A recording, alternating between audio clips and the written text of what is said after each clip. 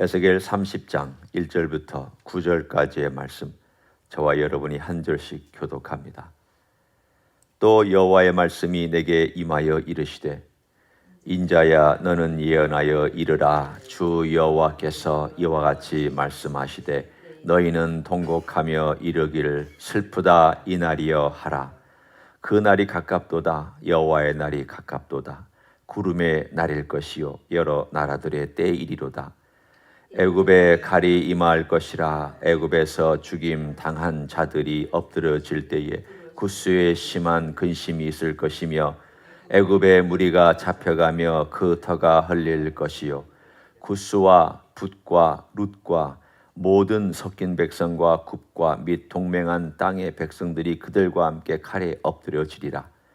여호와께서 이같이 말씀하셨느니라. 애굽을 붙들어 주는 자도 엎드려질 것이요 애굽의 교만한 권세도 낮아질 것이라. 믹돌에서부터 스웨네까지 무리가 그 가운데서 칼에 엎드려지리라. 주 여호와의 말씀이니라. 황폐한 나라들 같이 그들도 황폐할 것이며, 사막이 된 성읍들 같이 그 성읍들도 사막이 될 것이라. 내가 애굽에 불을 일으키며 그 모든 돕는 자를 멸할 때에 그들이 나를 여호와인 줄 알리라. 같이 읽습니다. 그날의 사절들이 내 앞에서 배로 나아가서 염려 없는 구스 사람을 두렵게 하리니, 애굽의 재앙의 날과 같이 그들에게도 심한 근심이 있으리라. 이것이 오리로다. 아멘. 계속되어 애굽에 대한 메시지가 전해집니다. 사실 이 30장은 29장 마지막 절 21절부터 보는 것이 옳습니다. 29장 21절 제가 읽어봅니다. 그날에 나는 이스라엘 족속에게 한 뿔이 돋아나게 하고, 나는 또 네가 그들 가운데에서 입을 열게 하리니 내가 여호와인 줄을 그들이 알리라. 사실은 지금 하나님께서 이 애굽의 땅에 어떤 일을 행하실 것인가에 대한 미래적인 예언과 가까운 장래와 먼 장래 두 가지가 다 오늘 본문에 소개되어 있습니다. 그러니까 역사가 반복은 안 되지만 패턴이 비슷하게 반복되기는 합니다. 똑같지는 않아도 어떤 패턴들이 있습니다. 오늘 여기 나와 있는 느부갓네살이 애굽 땅을 와서 침략하고 그 땅을 파괴하고 그 땅을 자기들이 원하는 대로 합니다. 그리고 나서 나중에 페르시아가 와서 그 땅을 회복시켜 줍니다. 물론 페르시아의 점령하에 있다는 것을 우리는 알고 있었습니다. 그러나 페르시아는 돌아가도 좋다. 너희 나라를 다시 건설해도 좋다. 조건이 있었죠. 반란을 일으키지 않고 자기들 마음대로 지도자를 세우지 않은 조건하에 페르시아는 돌아가는 것을 허락해 줬습니다. 그래서 다시 돌아와서 이것을 자기들의 도시를 건설하고 세우고 난 다음에 유다가 한 500년을 지나는 가운데 이 애굽도 한 500년을 지납니다. 대단히 작은 나라가 됐습니다. 옛날에 애굽에 비하면 쉽게 얘기하면 집안이 망한 거죠. 다 없어졌다는 얘기가 아니라 재산 줄어들고 땅 줄어들고 국력 줄어들고 줄어들었습니다. 그리고 예수님 오셨을 때 예수님께서 베들레헴에서 태어난 다음 헤롯의 핍박에 의해서 예수님께서 애굽에 가서 어린 시절을 보내셨습니다. 특이하죠. 요셉에 의해서 400년 동안 그 애굽에서 250만 가까이 되는 인구가 불어난 그러한 사건하고 비슷하게 예수 그리스도, 참 이스라엘 되시는 예수 그리스도께서 애굽에 가셔서 아주 어린 시절을 보내고, 그리고 헤롯이 죽었다는 얘기를 듣고 다시 고향으로 돌아가는데, 그때 저 북쪽으로 헤롯과는 조금 거리가 있는 저 북쪽 나사렛으로 가셔서 거기서 어린 시절과 나이 30이 되시기까지 보내셨다고 나와 있습니다. 따라서 애굽은 한편으로 어제 우리가 나눈 것처럼 세상을 상징하는 장소이기도 합니다. 애굽으로 돌아가지 마라. 하나님께서 돌아가지 마라고 말씀하셨을 때 애굽은 세상, 이 땅에 있는 어떤 보이는 것들, 눈에 사람을 유혹하는 어떤 것들, 이런 것들로 돌아가지 말라는 뜻이기도 합니다. 그러나 또 묘하게 애굽은 하나님께서 이스라엘 백성을 살리신 장소이기도 하고 예수 그리스도가 보호받은 장소이기도 합니다. 그런 면에서 이 애굽이라고 하는 땅을 보면 이 애굽이라는 땅은 하나님께서 뭔가 그래도 이렇게 은혜를 베푸시려고 하는 땅이 아닐까라고 하는 좀 우리의 그 짐작 정도를 할 수 있습니다. 이 땅이 원래 이스라엘 백성에게는 유혹도 되기도 하지만 은혜도 베푼 땅이구나.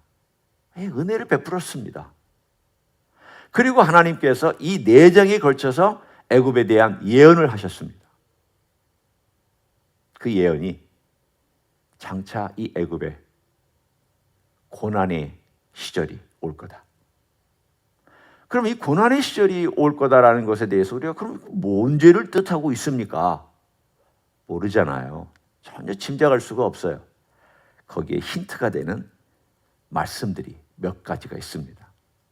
우리가 읽었던 29장 21절에 보면 그날에 라고 되어 있어요.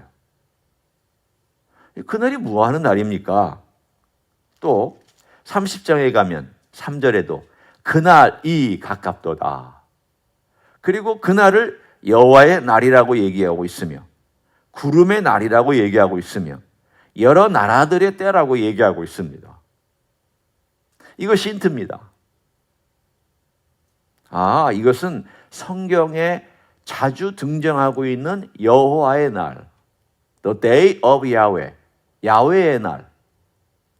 그러면 야훼의 날이라는 것이 뭐 또 특별한 날입니까? 특별한 날입니다. 구약 성경의 여호와의 날은 이스라엘 백성이 혹독하게 마지막 심판 때에 당하는 마지막 징계라고 할 수도 있고 마지막 환란이라고 할 수도 있고 야곱의 환란의 때라고 얘기하기도 하고 여호와의 날이라고도 얘기하고 하는, 혹은 신약 성경에는 주의 날로 나옵니다. 주의 날이라고 얘기하는 그 어려운 시간 아직 안 왔습니다. 미래 날입니다. 그 날에 이스라엘이 고통받고 환란을 받고 있는 그때에 애굽도 고통받고 환란받고 있다는 뜻입니다. 묘하죠? 어떻게 해서 이 둘이 연결되어 있는지 성경은 정확하게 말은 하지는 않습니다. 침략하다가 당하는 건지 아니면 어떤 다른 세력에 의해서 오는 건지 우리는 다는 알지를 못하지만 오늘 본문에 있는 것처럼 그 애굽과 현재 이집트와 남쪽에 있는 수단이나 에티오피아와 옆에 있는 리비아와 이런 가까이 있는 몇 나라들이 고통을 당하며 슬퍼하는 가운데 있을 때에 그때 하나님께서 오늘 우리가 본문에 있는 것처럼 21절 한 뿔이 이스라엘 족속에서 돋아나고 그 뿔이라고 하는 것이 메시아를 상징하는데 이 메시아로 말미암아 어떤 일이 일어날 것을 암시하고 있습니다. 왜 갑자기 애굽에 대한 얘기를 하다가 29장 21절에 이스라엘 족속이 한 뿔이 돋아난다는 얘기를 좀 엉뚱하고 생뚱맞게 하고 있습니다. 그렇잖아요? 다 애굽에 대한 얘기를 하고 그 다음에도 29, 30, 31, 32 다 애굽에 대한 얘기를 하다가 갑자기 이스라엘 족속 가운데 한 뿔이 솟아날 것이다. 뿔은 보통 힘, 능력, 구원 이런 것들을 상징합니다. 메시아를 상징하고 있죠. 그러면 이 메시아가 이 애굽에게는 무슨 상관이 있는 역할을 하십니까? 오늘 본문은 정확하지 않지만 제가 여러분에게 이사야서에 가서 이사야서 19장에 가서 어떤 일이 있는지를 오늘 여러분께 읽어드립니다. 제가 빨리 읽을 테니까 들어보셔도 됩니다. 이사야서 19장 16절 그날의 애굽이 부녀와 같을 것이라 그들이 만군의 여호와께서 흔드시는 손이 그들 위에 흔들림으로 말미암아 떨며 두려워할 것이며 유다의 땅은 애굽의 두려움이 되리니 이는 만군의 여호와께서 애굽에 대하여 정하신 계획으로 말미암음이라. 그 소문을 듣는 자마다 떨리라. 하나님께서 유다에 환난을 주셨을 때, 혹은 유다가 어려운 여호와의 날을 경험할 때, 애굽도, 그 옆 나라 애굽도 고통을 경험하는 때가 올 것이다. 떤다고 그랬습니다. 18절. 그날, 또 그날이 나옵니다. 그날에 애굽 땅에 가나안 방언으로 말하며 만군의 여호와를 가리켜 맹세한 5 성읍이 있을 것이며 그 중에 하나를 멸망의 성읍이라 칭하리라. 헬리오폴리스라고 하는 도시가 멸망의 성읍이라는 별명을 갖고 있습니다. 19절. 그날에 애굽 땅 중앙에는 여호와를 위하여 제단이 있겠고 그 변경에는 여호와를 위하여 기둥이 있을 것이요 이것이 애굽 땅에서 만군의 여호와를 위하여 징조와 증거가 되리니 이는 그들이 그 압박하는 자들로 말미암아 여호와께 부르짖겠고 여호와께서는 그들에게 한 구원자이신 보호자를 보내사 그들을 건지실 것입니다. 여기 나오고 있습니다. 하나님께서 한 구원자, 보호자를 그들에게 보내서 그들을 구원하신다고 되어 있습니다. 특이하죠. 이스라엘을 구원하는 것, 이건 이미 우리가 알고 있는데 하나님께서 애굽을 구원하신다고 되어 있습니다. 아니, 애굽이 어떤 민족인데? 그건 우리가 현재 이야기는 좀 나중에 하기로 하고요. 자, 일단은 23, 21절. 여호와께서 자기를 애굽에게 알게 하시리니 그날에 애굽이 여호와를 알고 제물과 예물을 그에게 드리고 경배할 것이요 여호와께 서원하고 그대로 행하리라. 22절. 여호와께서 애굽을 치실지라도 치시고는 고치실 것이므로 그들이 여호와께로 돌아올 것이라. 여호와께서 그들의 간구함을 들으시고 그들을 고쳐 주시리라. 이상한 예언이에요. 지금 우리는 그것에 대한 몇 가지 힌트를 갖고 있습니다. 이게 어떻게 가능하냐? 무슬림 국가 아닙니까? 무슬림 국가입니다. 하지만 그 나라는 콥틱 크리스찬들이 있습니다. 아주 이 이집트를 중심으로 원래 알렉산더를 중심으로 있었던 동방 종교의 콥틱 교도들.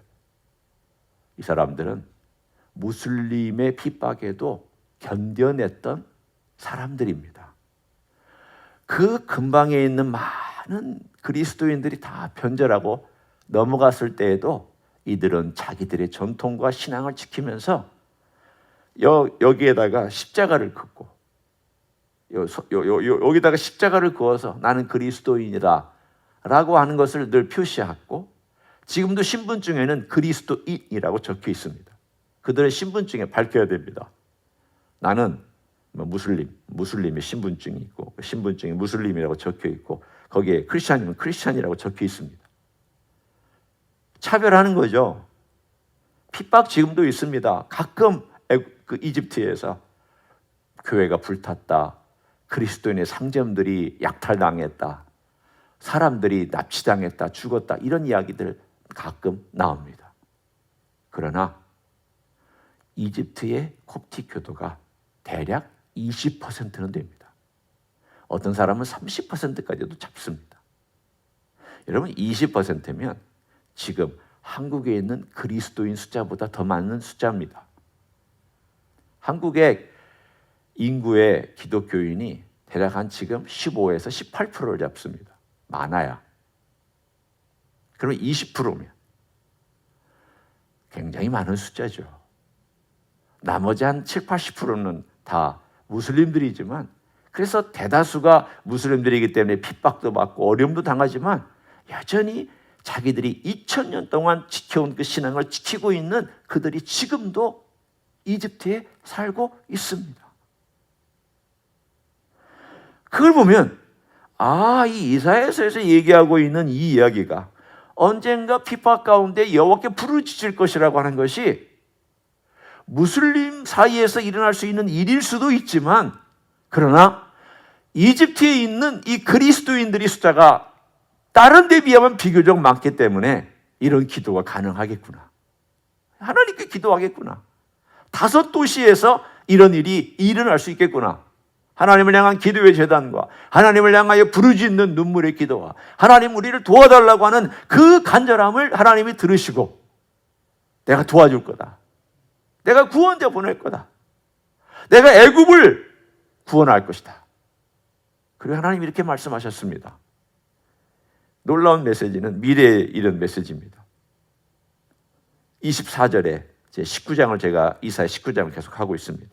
그날에 이스라엘이 애굽과 및 아수르와 더불어 셋이 세계 중에 복이 되리니. 복이 되리니. 참 하나님 계획은 제가 어떨 때는 알다가도 모르겠습니다. 이스라엘과 애굽과 아수르가. 우리는 알죠.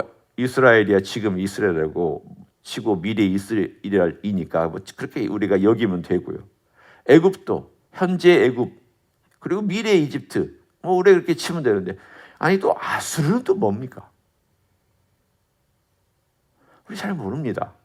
그게 지금의 이라크를 의미하는 건지 다른 족속을 의미하는 건지 우리는 다 알지를 못합니다. 그러나 한 가지 하나님의 계획이 있다는 거예요.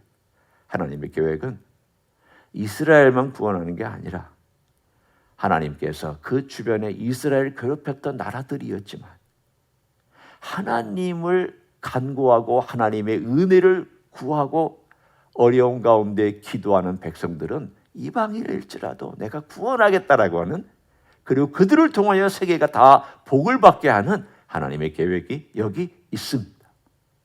미래 일이죠. 그러나 그것에 대한 맛을 우리가 지금 보고 있습니다. 어떤 미리 맛보는 게 바로 우리 같은 사람이잖아요. 우리 같은 이방인이 구원받았잖아요. 대한민국 가장 어렵고 힘들 때 하나님께서 구원해 주셨습니다. 조선이 멸망하던 때 일제의 그 압제 고통당할 때 복음 받아들이고 복음 때문에 소망 갖고 복음 때문에 사람들이 변화받고 복음 때문에 인물들이 길러지고 복음의 메시지를 가지고 미래의 소망을 바라보고 복음에 의해서 그 나라가 이 대한민국이 꿈을 꿨습니다. 하나님께서 이런 패턴으로 일하셨잖아요.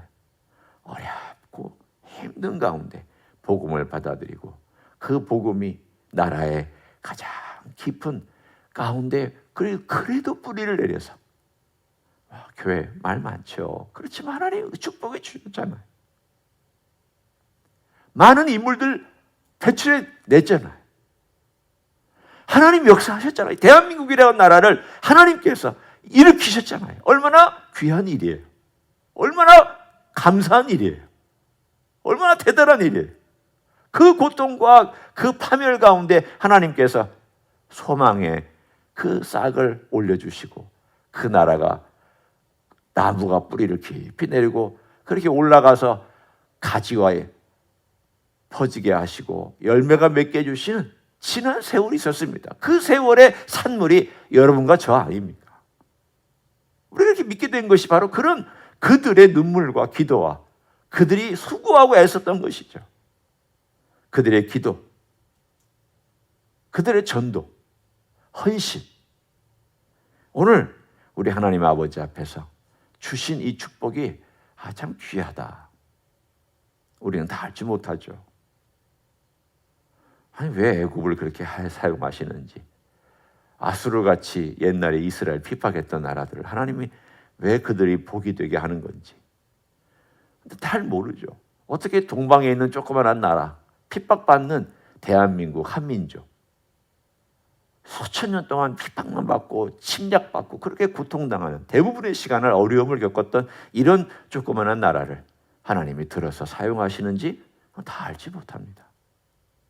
그러나 한 가지 분명한 것은 하나님께서 이 모든 나라를 그분의 의도로 통치하시되 내가 은혜 베풀 자에게 은혜를 베푼다. 그거예요. 주님 왜 이 사람에게 은혜 베풉니까? 그건 우리 고난이 아니에요. 하나님이 하시는 일이니까. 내가 은혜를 받았으면 받은 자로서는 감사한 거죠. 나 같은 인생을 하나님께서 은혜를 베푸실 자에게 하나님 은혜를 베푸셨다고 하는 것이 제가 그 대상이 되었다는 것이 감사하고, 그걸 하나님께 감사로 표시하는 것이지, 하나님 아버지 앞에 우리가 왈가왈부할 수 있는 아무것도 존재하지 않습니다. 오늘 하나님께서 이 이사야서와 그리고 다시 우리가 에스겔서 29장 21절과 30절에 돌아와서 애굽이라고 하는 한 나라, 어떻게 생각하면은 이스라엘 백성하고 그게 관련도 없는 나라, 그러나 그 나라도 하나님이 생각하셔서 환난 가운데 일으키셔서 세계에 복이 되는 그러한 세력 중에 하나로 만들어 주겠다라고 하는 이 약속, 하나님의 계획이 우리에게도 역시 현재 진행되고 있다는 것을 알고 오늘 하루도 주님 앞에 맡기고 기도하고 헌신하고 주의 뜻을 구하고 인도함 받는 귀한 하루가 되시기를 예수님의 이름으로 간절히 축원합니다. 기도하겠습니다. 하나님, 한민족같이 핍박받고 어려워하는 그런 나라를 돌아보셨습니다. 어둠 가운데 있는 우리를 돌아보시고 우리의 조상들에게 주님께서 선교사님을 보내주시고 복음에 증언하는 자들을 보내주신 것을 감사를 드립니다. 깊은 절망 속에서 하나님께 부르짖었고 복음 안에서 소망을 갖고 복음 안에서 미래를 꿈꿨더니 우리 하나님께서 이 나라를 창대케 해주심을 감사를 드립니다. 많은 열매가 있게 해주셨으며 하나님을 믿는 많은 사람들이 생겨나고 훈련받고 선교사로 나가고 복음을 전하게 해주신 것을 감사드립니다. 주님, 어려움도 있고 때로는 교회가 잘못하는 일도 있지만 그러나 주님이 모든 과정을 통하여 주님께서 또한 일하시고 주님의 영광을 드러내실 줄로 믿습니다. 주님, 장차 애굽과 이스라엘과 아수르가 세계 중에 복이 된다고 한 것처럼 우리 하나님께서 많은 민족들, 가난한 민족들, 어려운 사람들을 통하여 또 복이 되게 하는 놀라운 역사를 일으키실 줄로 믿습니다. 우리도 주님의 복의 근원으로서 이 땅에 살아가게 해주시고 복을 나눠줄 수 있는 하나님들 종들이 되게 하여 주시옵소서. 이제는 우리 구주 예수 그리스도의 은혜와 하나님 아버지의 극진하신 사랑과 성령 하나님 교통하심의 역사가 오늘도 이스라엘이 복의 근원이 되고 애굽이 복의 근원이 되고 아수르가 복의 근원이 되는 것처럼 우리 또한 복의 근원이 되어 이 땅에 살아가는 동안 많은 복을 흘려보내줄 수 있는 삶을 살기를 소원하는 이 자리에 참여한 모든 종들 위에와 주임지 히스교회 위에와 이민교회들과 한국교회들과 선교사님들 위해 이제로부터 영원히 함께 하실지어다. 아멘.